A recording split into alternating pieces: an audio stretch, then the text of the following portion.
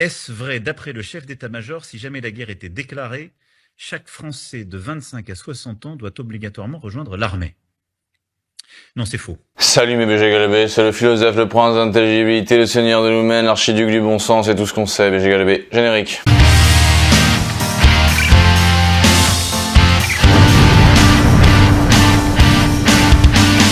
Bon alors on a vu que Macron, son nouveau délire, c'est d'insinuer par périphrase et euphémisme l'idée qu'il va falloir se préparer à la guerre. Économie de guerre, manuel de survie, galbage du budget de l'armée, etc., etc. Et bien sûr, Emmanuel MacTriangle dément sur TikTok l'idée que nous allons devoir individuellement ramener nos 60 kilos de chair inexpérimentée dans les tranchées pour se faire trancher façon Erta décoignée dégraissée par Yuri Nikolai afin de servir de réassort dans les supérettes parisiennes dévalisées par les 10 millions d'âmes, j'allais dire plutôt les 10 millions d'estomacs qui peuplent la capitale. Donc le gouvernement... il fait cheminer l'idée que peut-être on se prépare à la guerre de façon un peu métacorporelle, mais peut-être on va aller au front. Tranquillement, cette idée elle infuse. Et la douille elle est où? Où est-ce qu'elle est la douille là-dedans? Bon bah la douille c'est déjà qu'on passe d'une injonction à la déconstruction, de l'apprentissage aux hommes que c'est bien de pleurer, qu'aimer sa patrie c'est mal. On passe de ça à tiens prends un fusil et va vers Moscou, c'est Honorès. T'inquiète pas, Napoléon et Hitler ils l'ont fait, ils ont failli y arriver, toi tu vas le faire. Toi avec ta passion des xénogenres, des agenders, ta haine du patriarcat, ton identification légitime au clébard et tes pronoms yel, tu vas y arriver, tu vas le faire. T'es un descendant des grognards mon pote. N'oublie jamais ça, ma folle. Vous voyez à quel point c'est ridicule. Et d'ailleurs, on a bien fait de dire aux hommes que c'est bien de pleurer et que c'est naturel, parce que là, les larmes, elles vont couler. Mais le problème, c'est qu'il n'y a pas que les larmes qui vont couler. Et ça va vite. 4-5 pintes de blood, tu rends l'âme, mon pote. Et même si t'as pas d'âme. D'ailleurs, et alors là, je vais tenter une analyse un peu plus fine. On s'en touche une espèce de distorsion intense des choses avec la guerre qui plane.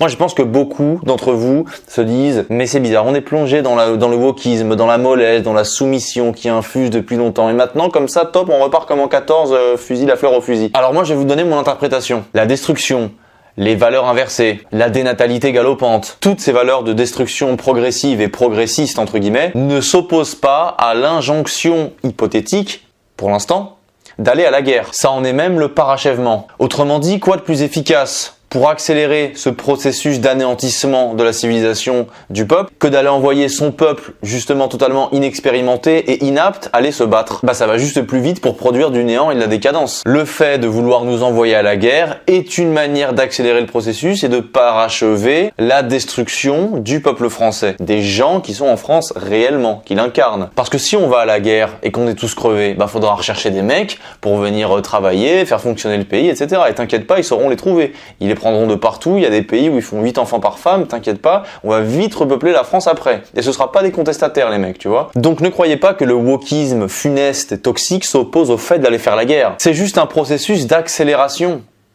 C'est pas les boomers qui vont aller la faire la guerre. C'est les classes actives, c'est les gens qui travaillent, c'est les gens qui votent pas pour Macron, tu vois ce que je veux dire? Donc en gros, une idée macroniste potentielle, c'est que lui, il préfère rester au pouvoir, interdire les élections en 2027 et envoyer les gens à la guerre, donc envoyer des gens mourir, ceux qui voteraient pas pour lui, tu vois. Les gens qui voteraient pas pour Macron vont aller faire la guerre et crever. Et les boomers qui votent Macron, eux, ils vont pas aller à la guerre, tu vois, tranquillement, ils vont rester. Je dis pas que l'intentionnalité, elle est absolument consciente et que c'est un projet, je suis pas un complotiste. Mais que ce soit le cas ou pas, ça change rien, en fait. Que ce soit intentionnel ou pas, ça change rien. Ça se passera comme ça, phénoménalement. Donc, les dirigeants, les mondialistes, les illuminés qui mettent depuis des décennies le projet woke, tout ce qui s'oppose à la maintenance d'un peuple, etc. Ça les gêne pas du tout de nous envoyer à la guerre, comme ça on va crever plus facilement. Autre chose, quand bien même on se défendrait, on irait à la guerre, ce serait pour sauver quoi? Je veux dire, aujourd'hui la France, en réalité il n'y a plus une série de choses, de dogmes qui la définissent. Déjà, tout le monde peut squatter en France. T'as des OQTF qui font des crimes, ils risquent rien. Tu peux insulter la France dans la rue, sur les réseaux, tu risques rien. Il y a des coups de couteau tous les jours. L'État fait rien, par exemple, contre l'islamisme radical, contre les trafics de drogue qui prennent de plus en plus de place et qui prennent le contrôle de certains quartiers, la DZ Mafia, à Marseille, tout ça, on sait. Je veux dire, la France, en 5 ans, c'est passé de de sécurité normale, des racailles machin, à des coups de couteau partout, des groupes mafieux qui contrôlent des zones. Ça ressemble plus à rien, la France. Donc, la France, elle est déjà en train de se faire grignoter depuis des décennies, et ça on dirait que c'est le projet de l'État, elle se fait grignoter depuis des décennies par des éléments extérieurs inassimilés, absolument inassimilés, voire hostiles. C'est une chose de pas être assimilé, genre de parler sa langue, et de vivre tranquillement, mais d'être hostile en plus de ça. Et là, on devrait peut-être aller se battre et risquer nos vies contre des gens qui n'ont rien contre notre culture, qui n'ont même pas prévu d'aller nous attaquer, qui n'ont pas de ressentiment contre nous, les Russes, et qui aiment notre culture. Honnêtement, entre Poutine et le président algérien, qui déteste le plus la France? Tu crois que Poutine il a plus la haine contre la France que le président algérien? Pas du tout. Donc si on énumère tous ces points, c'est quoi le projet d'aller se battre? À part faire les larbins pour le projet mondialiste et aller crever.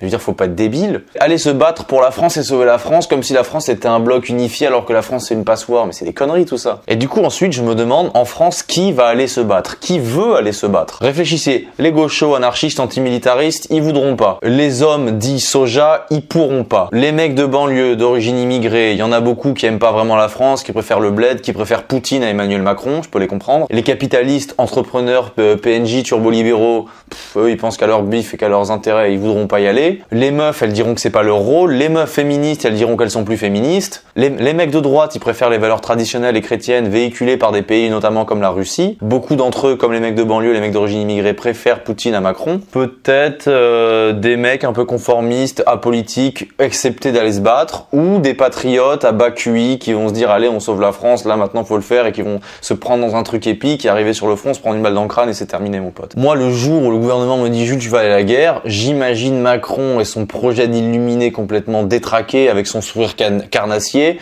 M'imaginer moi, petit français naïf, aller à la guerre et crever pour lui, mais je n'ai rien à faire. Mais comment on peut penser l'inverse de ce que je dis? Vraiment, comment on peut penser l'inverse de ce que je dis? Il faut être vraiment un PNJ, quoi. Sérieux, mais aller se faire dézinguer pour Macron, qui est un outil de destruction mondialiste, qui est la fin du maillon d'une chaîne qui a détruit tout ce qui faisait le bon vivre en France, aller tomber comme du bétail pour se faire remplacer. Bah réellement, tu te feras remplacer pour le coup, tu vois. Être la chair à canon d'un programme mondialiste de destruction du monde traditionnel. Tout ça parce que les illuminés cosmopolites prédateurs veulent démanteler la Russie pour qu'elle devienne une terre néolibérale toxique et tout le monde de l'Est avec. C'est mort, mais faut vraiment être un débile mental pour se dire allez, on va faire la guerre contre les Russes, allez, on va y aller, on va sauver la France, allez, ouais, Macron m'envoie, je vais être un héros. Pour moi, c'est un crime contre l'humanité. Si ça arrive, déjà pour moi, Zelensky, ce qu'il a fait à son peuple, c'est un crime contre l'humanité. Si jamais c'était le cas ici, la jeunesse française va être décimée et qu'est-ce qui va se passer ensuite? Si c'était le cas aujourd'hui, les gens, avec la psychologie des foules, c'est comme ça, on peut être des vats en guerre. Mais mec, si demain tu pars au front, tu laisses ta meuf, tu pars au front, 2 jours après t'es mort. Ta meuf, elle se fera faire des faciales par quelqu'un d'autre pendant que toi, tu seras en train de pourrir et d'être mangé par les vers. Il y aura aucun sentiment épique, tu seras rien du tout, tu seras pas au paradis, tu seras pas au Valhalla. Tu seras mort, bouffé par les vers